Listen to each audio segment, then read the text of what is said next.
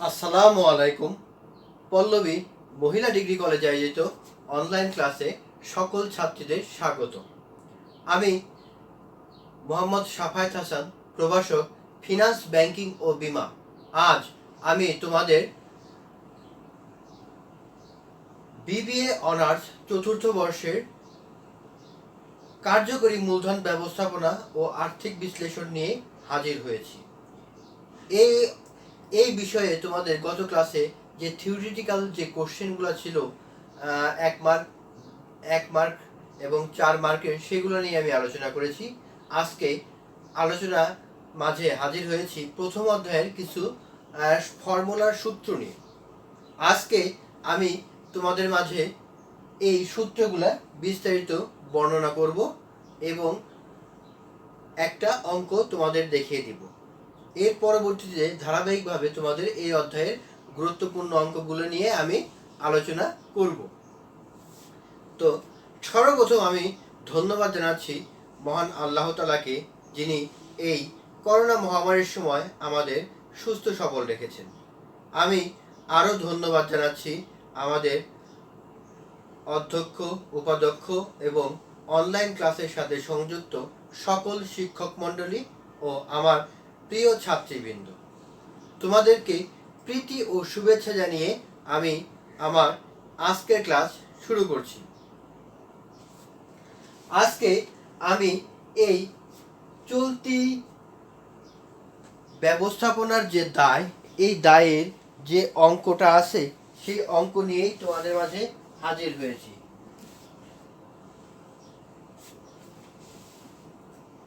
আজকের প্রথম অধ্যায়ে চলতি মূলধনের ভূমিকা, এই ভূমিকার যে সূত্রগুলো আছে এই সূত্রগুলো নিয়েই আমি তোমাদের মাঝে হাজির হয়েছি। তো আমি সর্বপ্রথম এই working capital management and financial statement অ্যানালাইসিসের প্রথম অধ্যায়ে চলতি মূলধনের ভূমিকা বা ধারণা, এই অধ্যায় থেকে আমি কিছু অঙ্ক তোমাদের মাঝে নিয়ে অঙ্কের সূত্র নিয়ে হাজির হয়েছি। দেখো, ফর্মুলা ফর ওয়ার্কিং ক্যাপিটাল, অর্থাৎ ওয়ার্কিং ক্যাপিটালের যে ফর্মুলাটা আছে সেটা নিয়ে আমি এখন আলোচনা করব এই অধ্যায়ে। আমরা ওয়ার্কিং ক্যাপিটালের বেসিক কিছু নিয়ম টিয়ম জানি, এই বেসিক নিয়ম বাদেও কিছু কিছু আছে, সেগুলো নিয়ে আজকে আমি আলোচনা করব। দেখো, এই অধ্যায়টা সাধারণত দেখা গেছে যে একটি কারখানা বা একটি প্রোডাকশন নিয়ে সম্পর্কযুক্ত হয়ে থাকে। তাই এই কারখানা এবং প্রোডাকশন রিলেটেড যে সূত্রগুলো আছে সেই সূত্রগুলো নিয়ে আমি আজকে আলোচনা করব। তো প্রিয় শিক্ষার্থী, প্রথমেই 1 নাম্বার দেখো, স্টক অফ র মেটেরিয়ালস, অর্থাৎ স্টক অফ র মেটেরিয়ালস। এই স্টক অফ র মেটেরিয়ালস অর্থ হলো যে যে আমার যে কাঁচামালটা আছে এই কাঁচামালের ভিত্তিটা কি, অর্থাৎ এই কাঁচামাল কি পরিমাণে আমি থাকবে বা আমার এটার দরকার পড়বে।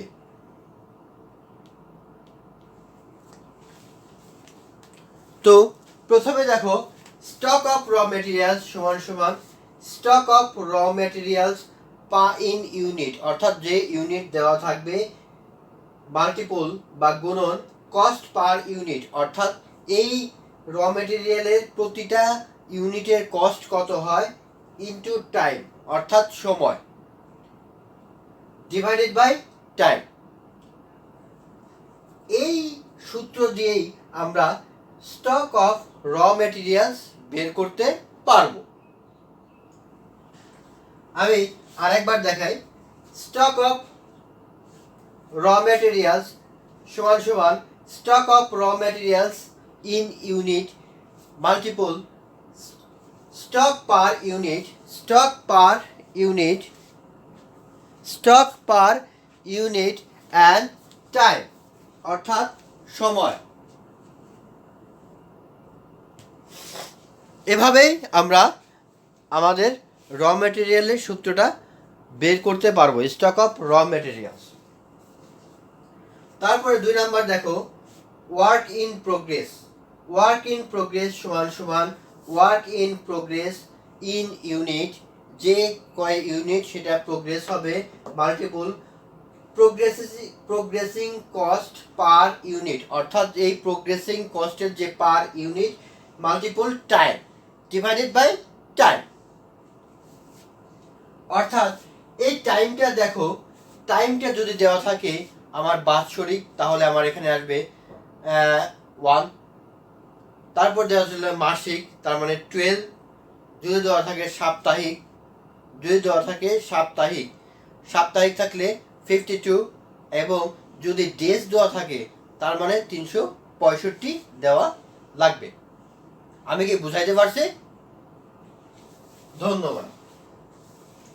দেখো work in progress equal to work in progress in unit multiple progressing cost per unit multiple time. তারপর দেখো stock of finish good equal to finish good in unit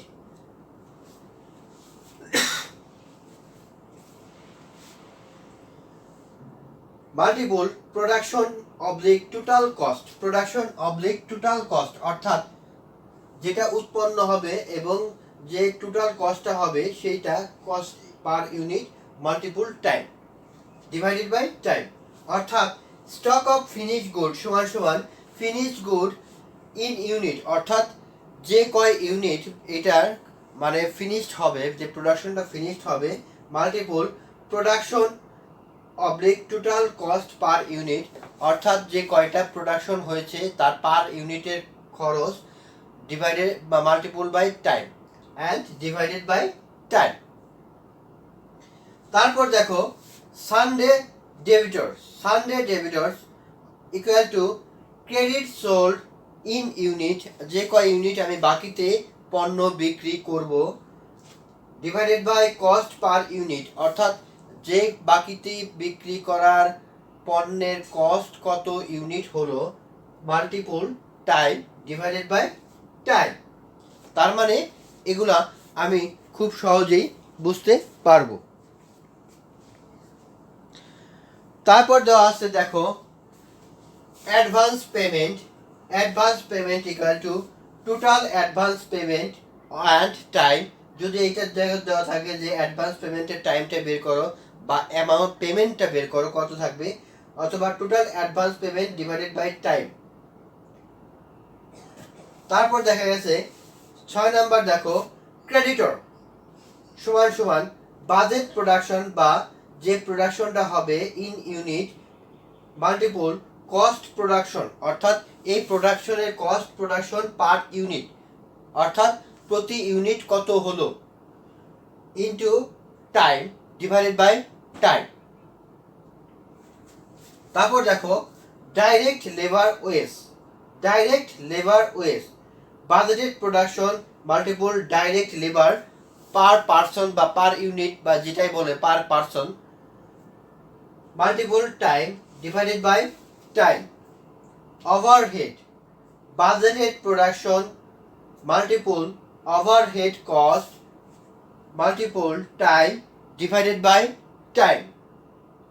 তার মানে এই 8টা সূত্র দ্বারা আমরা আমাদের এই অঙ্কগুলা প্রথম অধ্যায়ে সম্পূর্ণ করব। এর সাথে তোমাদের আরও কিছু অঙ্ক থাকবে, সেই অঙ্কগুলা তোমাদের সুবিধার্থে আমি করে দেব, এবং আরও কিছু সূত্র আসবে, সেই সূত্রগুলো আমি অঙ্ক যখন করাবো তখন এই সূত্রের পাশাপাশি সেই সূত্রগুলো আমি তোমাদের করে দেব। তো প্রিয় শিক্ষার্থী, তোমরা সূত্রগুলো আরেকবার দেখো stock of raw materials in unit multiple cost per production আর cost per unit multiple time divided by time. তারপরে work in progress in unit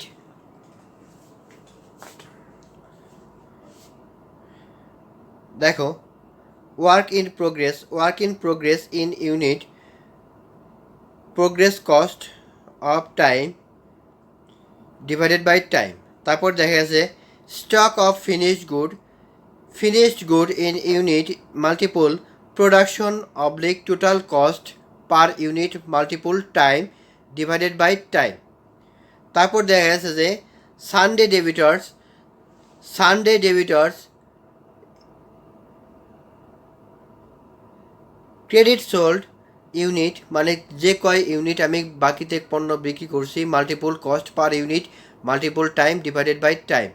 তারপর আছে হলো creditor budgeted production multiple cost production multiple time divided by time. Direct labour wage budgeted production multiple direct labour মানে যে কয়জন labour আমার খাটবে সেই কয়জন লেবার আমরা এখানে দেব multiple time divided by time. তারপরে আছে overhead budgeted production multiple overhead cost multiple time divided by time. তো প্রিয় শিক্ষার্থীরা, তোমরা আসলেই বুঝতে পেরেছো এই বিষয়টা। তো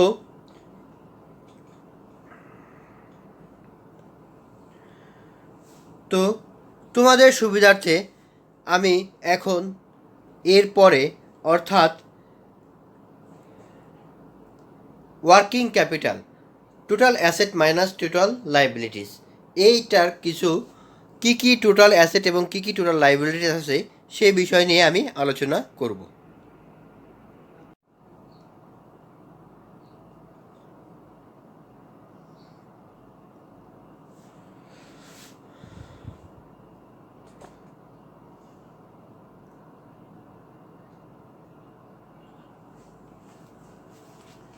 প্রিয় শিক্ষার্থী, আমরা এখন দেখি অঙ্কের মূল সূত্রটা দেখব। এখন এই মূল সূত্রটা হলো নেট ওয়ার্কিং ক্যাপিটাল, অর্থাৎ নেট ওয়ার্কিং ক্যাপিটাল সমান সমান total current asset minus total current liabilities, অর্থাৎ মোট চলতি মূলধন সমান সমান মোট চলতি সম্পদ মাইনাস বা বিয়োগ মোট চলতি দাম, তাহলেই আমরা ওয়ার্কিং ক্যাপিটালটা পেয়ে যাব। তো এখন আমরা তাহলে সূত্রটা ভালো মতো আমরা জানি বা আগেও পড়ে আসছি, আমরা ইন্টারমিডিয়েট বা ক্লাস 9-10 থেকেই আমরা এই সূত্রটা জানি, তাই না? এই সূত্রটার ভিতরে দেখো কিছু আছে এখানে কারেন্ট অ্যাসেট এবং কারেন্ট লাইবিলিটিসের আমি কিছু টার্মসগুলো লিখে দিয়েছি। এক, দেখো কারেন্ট অ্যাসেটে আছে cash in hand, cash in bank, stock of raw materials, work in progress, finished good, sundry debtors, investment in market securities, advance payment oblique expense, যেটাই হলো ক্যাশ সারপ্লাস। এই কয়েকটা হলো আমার কারেন্ট অ্যাসেট আছে, আরও কারেন্ট অ্যাসেট আছে। তারপর দেখো কারেন্ট লাইবিলিটিস আছে creditors, lag in payment of wage, lag in payment of rent, lag in payment of overhead, lag in payment of salary, advance receipt from customer, short term debtors, bank overdraft, etcetera. আরও অনেকে আছে। আমরা অঙ্ক করার সময় আস্তে আস্তে এই সম্পর্কে আমরা বিস্তারিত জানব। তার মানে প্রিয় শিক্ষার্থী, তোমরা একটু দেখো,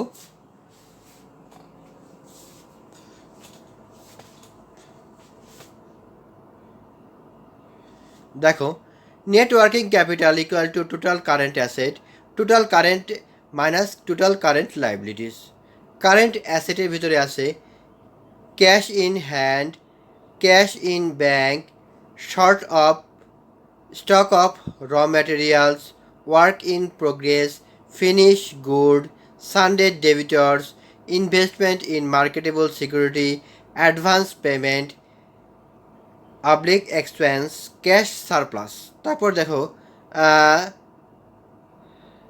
কারেন্ট লাইবিলিটিস আছে creditors, lag in payment wage অর্থাৎ বকেয়া মজুরি, লগ ইন পেমেন্ট রেন্ট বকেয়া ভাড়া, lag in payment in overhead, তারপর আছে lag in payment of salary, তারপর আছে advance receipt from customer, short term debtors, bank overdraft etcetera.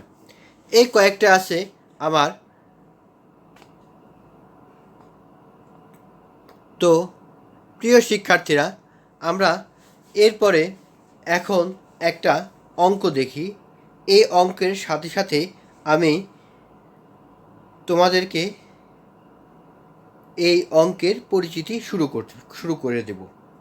তো তোমরা সূত্রগুলো ভালো মতো বুঝতে পেরেছো, এবং নেটওয়ার্কিং ক্যাপিটালটা যখন আমাদের বের করতে হবে, তার মানে টোটাল কারেন্ট অ্যাসেট থেকে আমাদের টোটাল কারেন্ট লাইবিলিটিস বাদ দিতে হবে। এবং কিভাবে বাদ দিব তা আমি একটি অঙ্কের সাহায্যে তোমাদেরকে দেখিয়ে দেব। আগে অঙ্কটা আমরা পড়ি, পড়ার পর বুঝি, বুঝার পর অঙ্ক করার চেষ্টা করব।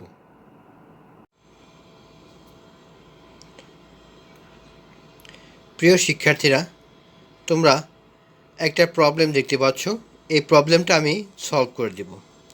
প্রবলেমটা সলভ করার পরে আগে আমি অঙ্কটা পড়ছি, পড়ার পর তোমাদেরকে বুঝিয়ে দিচ্ছি, বুঝার পরে আমি অঙ্কটা করিয়ে দেব। দেখো, from the following information estimated the needed of working capital of Abir sports production limited projected sales 25 lakhs, অর্থাৎ প্রজেক্ট সেল এটা দেওয়া আছে কত, 25 লক্ষ টাকা। আদার ইনফরমেশন দেওয়া আছে, দেখো, raw material 40%, wage 15%, factory overhead 20%, office and sales overhead দেওয়া আছে 10%, and the rest is profit. Sales are 100% on credit. Debitors are allowed 2 months, while creditor allowed by surplus in 1 month.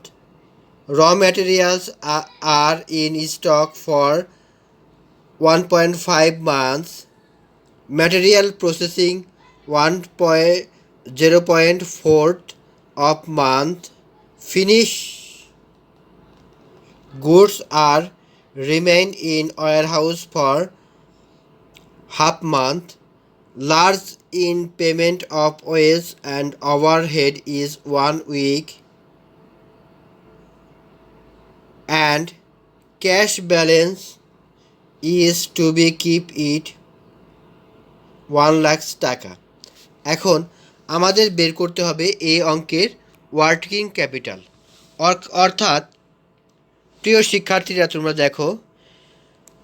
দেখো একটা আবির স্পোর্টস প্রোডাকশনের কিছু information দেওয়া আছে। এই information তার মানে কি, প্রজেক্ট কস্ট দেওয়া আছে। দেখো, প্রজেক্ট কস্ট দেওয়া আছে 25 lakhs।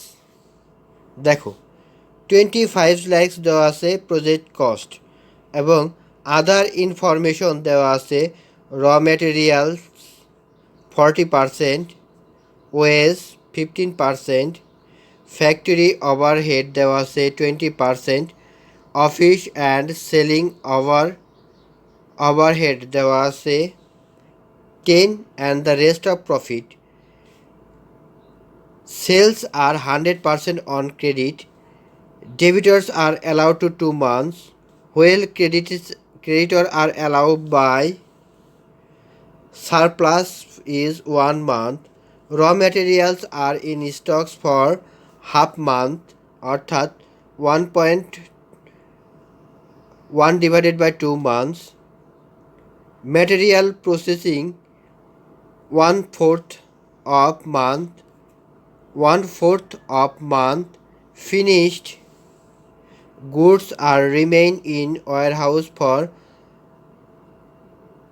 1 to half month. The large in payment of wage and overhead is 1 week. Cash balance দেওয়া আছে is to be keep in at 1 lakh টাকা. Now নাও দিস ম্যাথমেটিক্স অর্থাৎ এই অঙ্ক থেকে আমাদেরকে বের করতে হবে কি ওয়ার্কিং ক্যাপিটাল, অর্থাৎ ওয়ার্কিং ক্যাপিটালটা বের করে নিতে হবে। তো ওয়ার্কিং ক্যাপিটাল বের করব আমরা পরবর্তীতে ব্ল্যাকবোর্ডে, আমি তোমাদেরকে ভালো মতো দেখিয়ে দিচ্ছি।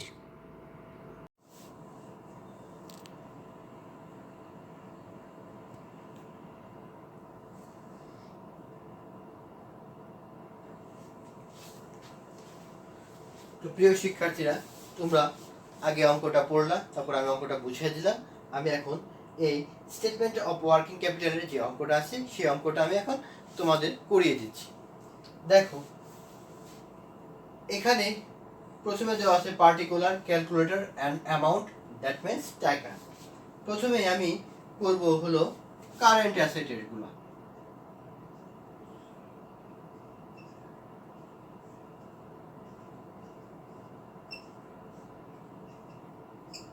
অর্থাৎ যে চলতি সম্পদ আছে এই সম্পদ সম্পর্কে প্রথমে আমি করব। প্রথমেই 1 নম্বরে দেখো আছে স্টক অফ র ম্যাটেরিয়াল।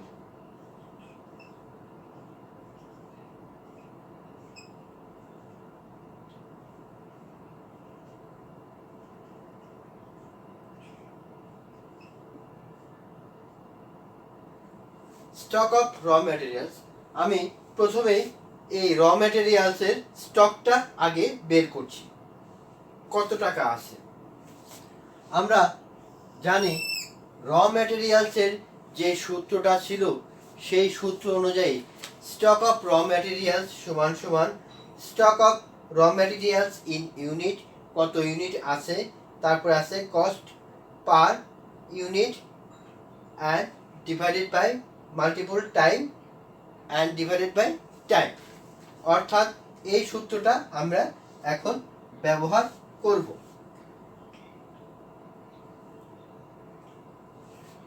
স্টক অফ র ম্যাটেরিয়ালসের দেখো প্রথমেই অঙ্কতে দেওয়া ছিল যে 25 lakhs মাল্টিপল, তারপর দেওয়া ছিল per unit,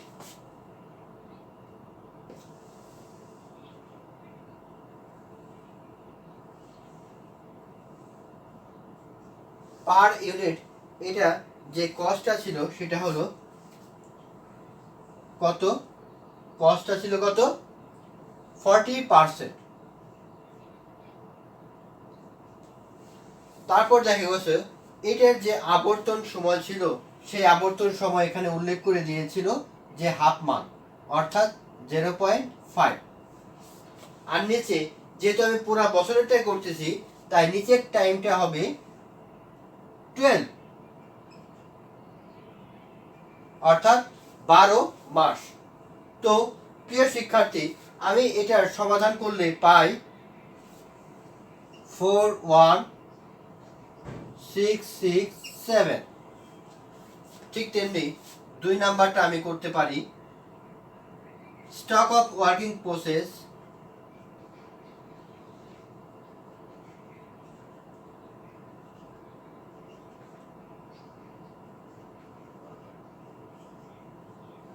stock of working process এটা ছিল হলো হাফ মান্থ, আর এটা আছে 1/4, অর্থাৎ এটা দেওয়া উল্লেখ করে দেওয়া আছে অঙ্কের ভিতরে, এটা হাফ মান্থ আর হলো 1/4। তার মানে এটা এখন 25 মাল্টিপল। এখন আসা যাক যে এই ওয়ার্কিং প্রসেসটা কত আছে। প্রথমে দেওয়া আছে 40, তারপর দেওয়া আছে 15, তারপর দেওয়া আছে 20, এই কয়েকটা মিলে আমরা পাই হচ্ছে প্রায় 75%। যদি আমরা শতকরায় 100 ধরে রাখি তাহলে এই কয়েকটা যোগ করে আমরা পাই কত 75। তার মানে আমরা এখন 75 লিখলাম পার্সেন্ট, মাল্টিপল এই 1/4 আছে দেখো 0.25, আর এখানে 12 আসবে যেহেতু আমি 12 মাসে 1 বছর সেটাই করতেছি। এটার সমাধান করলে পাই আমরা 39063। তারপরে 3 নাম্বার দেখো, স্টক অফ ফিনিশ গুড।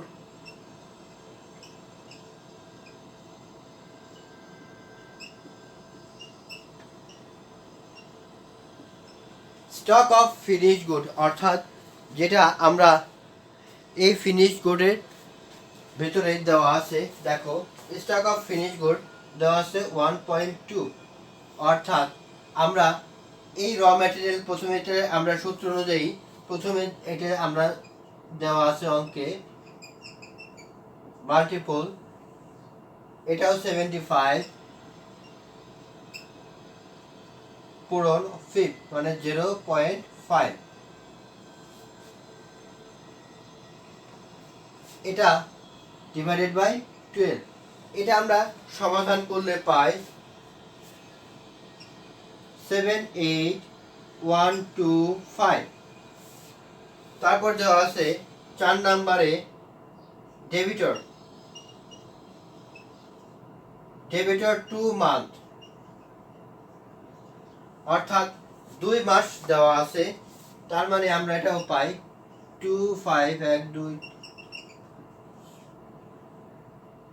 ডেবিটর দেখো টোটাল দেওয়া আছে, লাস্টে আবার 10টাও যোগ হবে, তার মানে এই 75 থেকে তার মানে 85 এ চলে আসবে, 85% যদি আমরা 100% ধরে রাখি। আর এখানে 2 দেওয়া আছে, এখানে 2 আসবে, তার মানে আমরা এখন এটা সমাধান করলে পাই 3354167। তারপরে দেখো 5 নম্বরে দেওয়া আছে ক্যাশ ব্যালেন্স।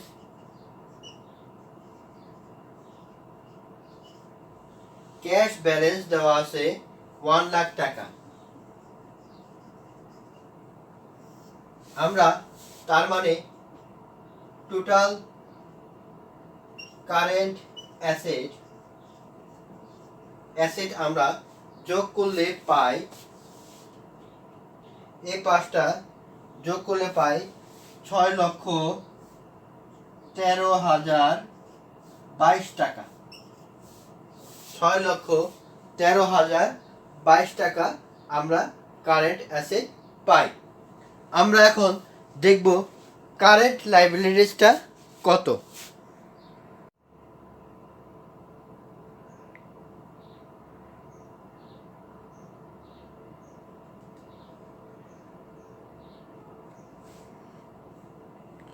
প্রিয় শিক্ষার্থী, আমরা এখন দেখব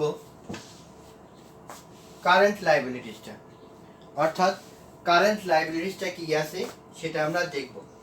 প্রথমে আছে 1 নম্বরে creditor.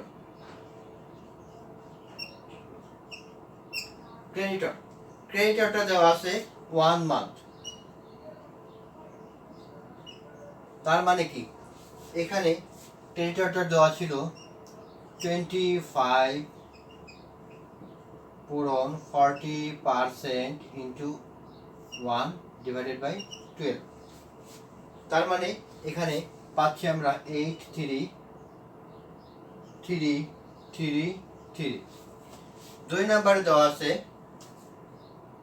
OS payable.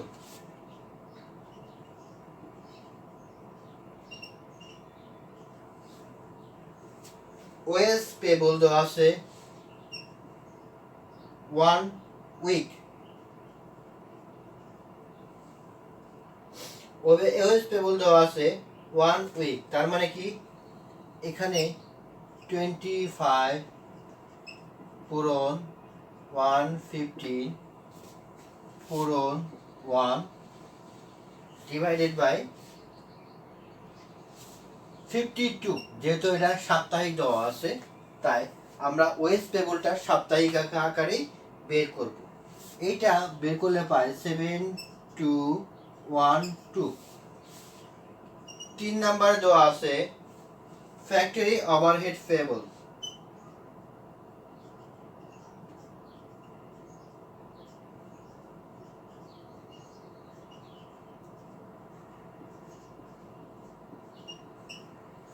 Factory overhead payable, তার মানে কি, এটা দেওয়া আছে 25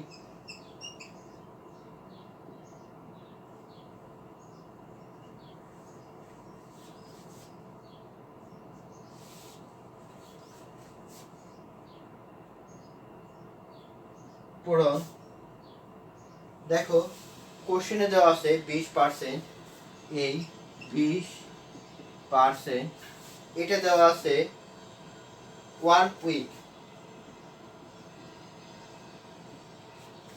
পূরণ 152, তার মানে আমার বেরোচ্ছে 9615। তারপরে 4 নাম্বার দেখো, অফিস অ্যান্ড সেলিং ওভারহেড,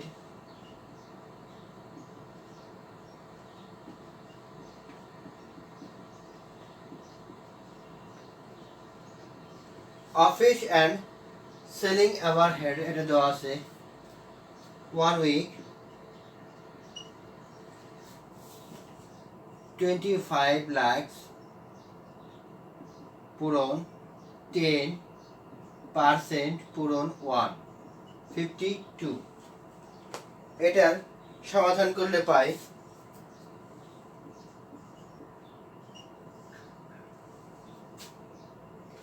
তার মানে আমরা এখন টোটাল কারেন্ট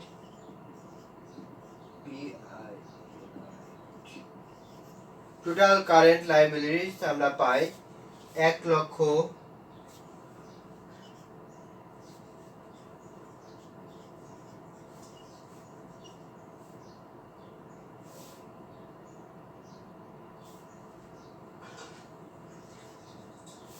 1,04,968 টাকা পাই। তো এটা আমরা পেলাম। এখন আমাদের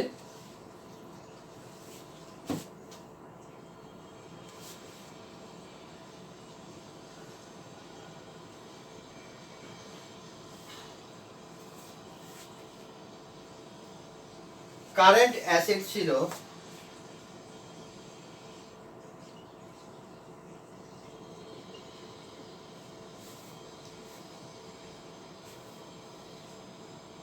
6,00,000,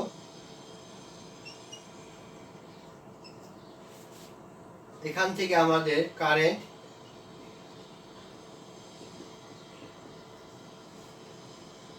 কারেন্ট লাইবিলিটিসটা হলো 1,00,000,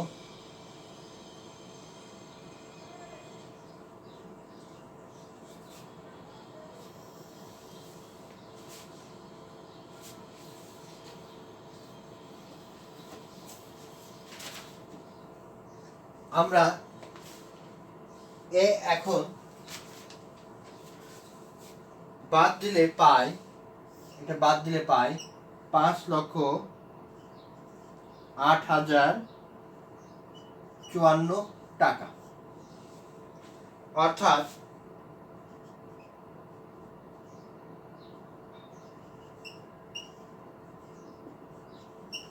ওয়ার্কিং ক্যাপিটাল সমান সমান আমাদের আসবে 5,08,054 টাকায় আমাদের অ্যান্সার।